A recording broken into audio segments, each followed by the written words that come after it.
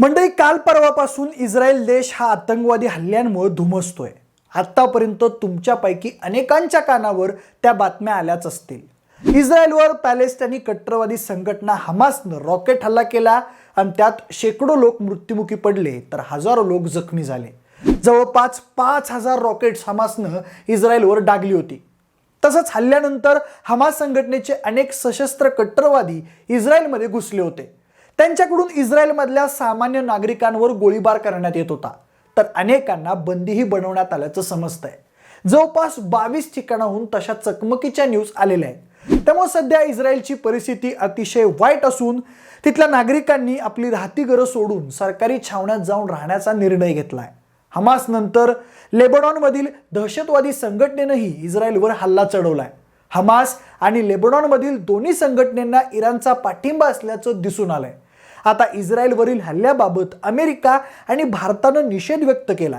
दरम्यान इस्रायलची परिस्थिती ही अतिशय गंभीर असून इस्रायलला स्टेट ऑफ वॉर म्हणजेच युद्धाचा प्रदेश म्हणून घोषित करण्यात आल्याचं समजतंय.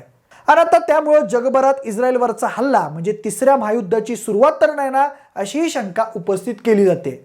नुकत्याच मिळालेल्या माहितीनुसार इस्रायलच्या सैन्यानं सुद्धा प्रतिहल्ला करून हमास या आतंकवादी संघटनेला चोख प्रत्युत्तर दिल्याचं समजतंय. एवढंच नाही तर इस्रायली सैन्यानं हमास संघटनेच्या चीफचं घर बॉम्बनं उडवलंय.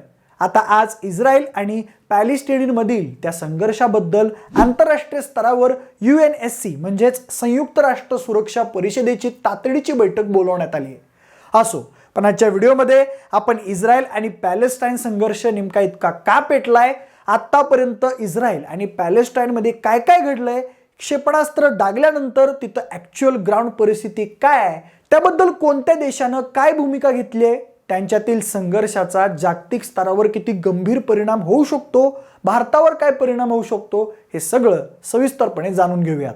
नमस्कार, मी प्रथमेश आणि तुम्ही पाहताय विशेष भारी.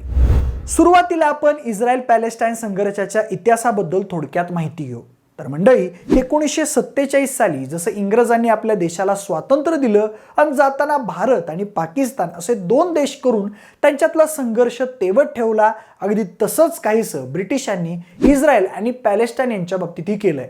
म्हणजे 1948च्या मे महिन्यात पॅलेस्टाईन प्रदेशातनं ब्रिटननं माघार घेतली, पण ब्रिटन गेल्यानंतर स्वतःचा स्वतंत्र देश बनवण्यासाठी अनेक वर्ष संघर्ष करणाऱ्या स्थानिक अरब आणि ज्यू लोकांमध्ये अंतर्गत युद्ध पेटलं.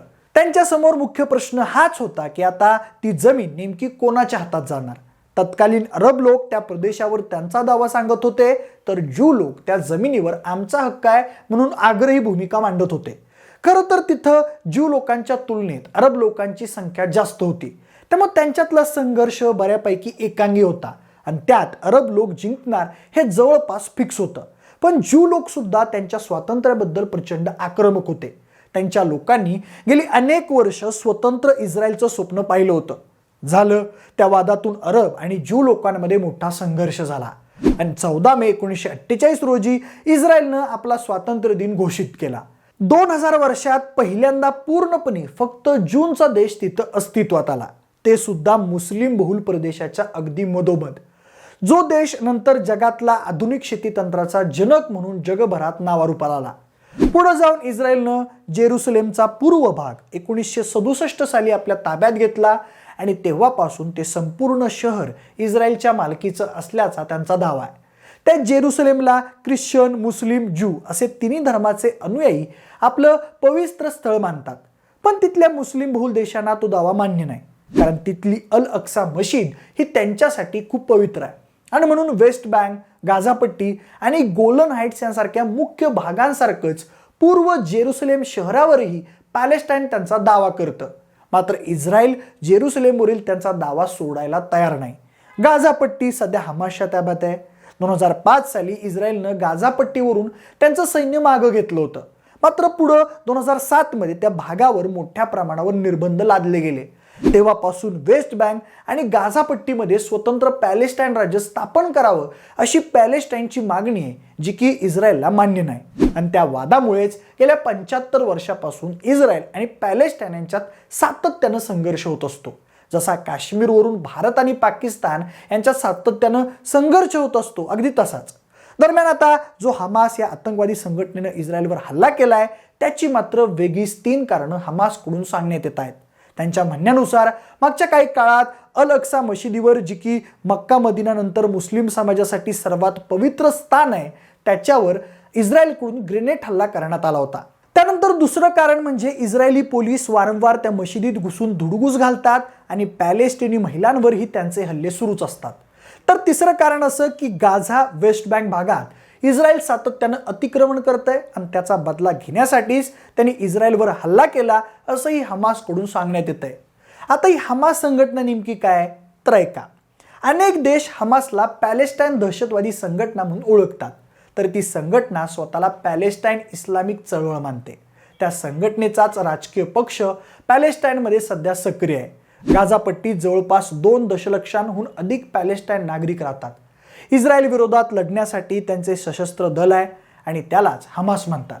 हमास ही पॅलेस्टाईनच्या कट्टरतावादी संघटनांपैकी सर्वात मोठी संघटना आहे. इस्लामिक रेजिस्टन्स मुवमेंट या संघटनेच्या अरबी नावाच्या अध्यक्षरांना जोडून हमास हे नाव ठेवण्यात आलं आहे. 1987 साली वेस्ट बँक आणि गाझा पट्टीत इस्रायलने केलेल्या कब्जाचा विरोध सुरू झाल्यावर पॅलेस्टाईनने पहिला विद्रोह केला. तिथूनच हमासची सुरुवात झाली. इस्रायलला धुळीस मिळवण्यास कटिबद्ध असल्याचं या संघटनेच्या चार्टरमध्ये लिहिलं आहे. हमासची सुरुवात झाली तेव्हा त्या संघटनेची 2 उद्दिष्ट होती. पहिलं उद्दिष्ट म्हणजे इस्रायल विरोधात शस्त्र हाती घेणं. त्यांच्या इज्जदीन अल कसाम ब्रिगेडवर ही जबाबदारी होती. त्याशिवाय त्या संघटनेचं दुसरं उद्दिष्ट समाज कल्याणाची कामं करणं हे होतं. मात्र 2005 नंतर इस्रायलनं गाझातून आपलं सैन्य आणि वस्त्या मागे घेतल्या. तेव्हापासून हमासने पॅलेस्टाईनच्या राजकीय प्रक्रियेत सहभागी व्हायला सुरुवात केली. 2006 साली हमासनं पॅलेस्टाईन अंतर्गत येणाऱ्या भागातून निवडणुकीत विजय मिळवला आणि पुढल्याच वर्षी गाझाचे अध्यक्ष महमूद अब्बास यांच्या फतह या प्रतिस्पर्धी गटाला बाजूला सारत तिथली सत्ता काबीज केली. तेव्हापासून गाझाच्या त्या कट्टरवाद्यांनी इस्रायलसोबत 3 युद्ध केली आहेत. हमासला एकटं पाडून त्यांच्यावर हल्ले बंद करण्याचा दबाव यावा यासाठी इस्रायलनं इजिप्तच्या सहकार्यानं गाझा पट्टीची नाकाबंदी केली आहे. हमास किंवा किमान त्यांच्या सैन्य गटाला इस्रायलसह अमेरिका, युरोपीय महासंघ, ब्रिटन आणि इतर अनेक राष्ट्र एक अतिरेकी संघटना मानतात. सध्या मिळालेल्या माहितीनुसार हमासच्या दहशतवाद्यांकडून एका जर्मन महिलेची नग्न धिंड काढून तिच्यावर अत्याचार करण्यात आल्याची दुर्दैवी घटना घडली आहे. त्यामुळे आता इस्रायली सैन्याकडून हमासच्या तावडीत असलेल्या त्यांच्या इस्रायली नागरिकांना सोडवण्याचे प्रयत्न केले जात आहेत. तर दुसरीकडं स्थानिक पॅलेस्टिनी अधिकाऱ्यांनी सांगितलं की इस्रायलनं जो प्रतिहल्ला केला त्या हल्ल्यात त्यांच्या 198 पॅलेस्टिनी लोकांचा मृत्यू झाला असून 1000 लोक जखमी झाले आहेत आणि अजूनही मोठ्या प्रमाणात विध्वंस सुरूच आहे.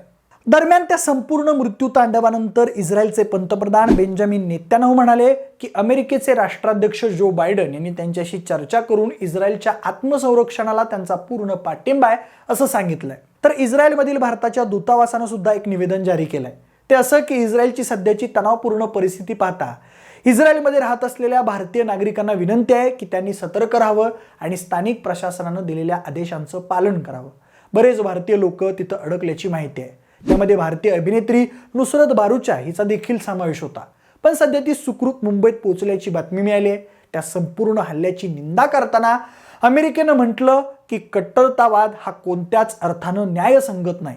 पुढे अमेरिकेच्या नॅशनल सिक्युरिटी काउन्सिलच्या प्रवक्त्या अँड्रियन वॉटसन म्हणाल्या, आम्ही इस्रायल सरकार आणि लोकांबरोबर ठामपणे उभे आहोत.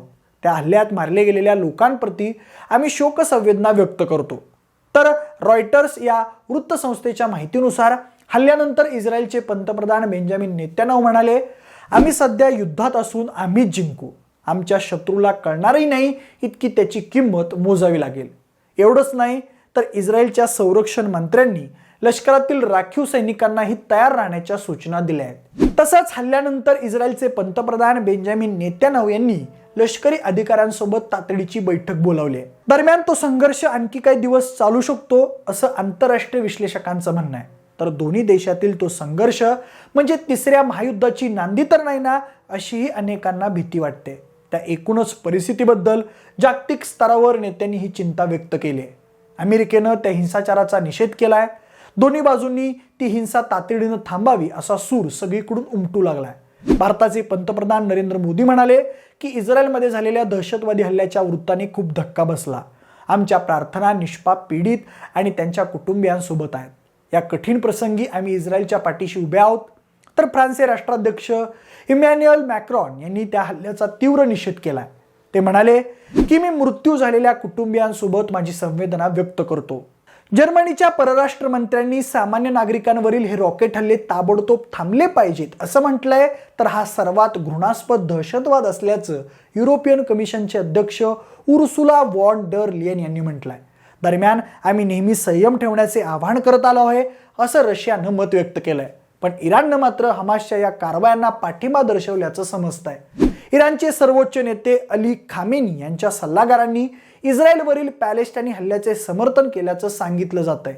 ते म्हणाले जोवर पॅलेस्टाईन आणि जेरुसलेम स्वतंत्र होत नाही तोवर आम्ही या संघर्षाला पाठिंबा देत आहे.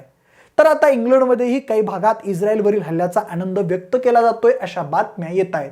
त्यामुळे तिथली परिस्थिती अधिक बिघडू नये यासाठी इंग्लंडच्या काही भागात पोलीस प्रोटेक्शन वाढवण्यात आलंय. तर एकूण असा सगळा इस्रायल आणि हमासच्या वादाचा इतिहास आहे. रशिया युक्रेन नंतर आता त्यांच्यातल्या वादाला पेव फुटलाय. कट्टर तालिबान्यांनी अफगाणिस्तानची काय हालत केली हे देखील तुम्ही पाहिलंच. म्हणजे जिथं कट्टरतावाद हावी होतो तिथं 100% रक्तपात घडतो. सध्या आपल्या देशाची अंतर्गत स्थिती अशीच धगधगते आहे. त्याचाही पुढे असा उद्रेक होऊ नये म्हणजे मिळवलं. बाकी तुम्हाला काय वाटतंय? जग तिसऱ्या महायुद्धाच्या उंबरट्यावर उभं आहे का? कट्टरतावादी शक्तींचा उदय जगाला विनाशाकडे नेतोय का? तुमची मतं आम्हाला कमेंट करून नक्की सांगा. जर हा व्हिडिओ आवडला असेल तर लाईक आणि शेअर करा. सोबतच आपल्या विशेष वारी यूट्यूब चॅनलला देखील सबस्क्राईब करा. जर हा व्हिडिओ तुम्ही फेसबुकवर पाहत असाल तर तिथंही आम्हाला फॉलो करायला अजिबात विसरू नका. धन्यवाद.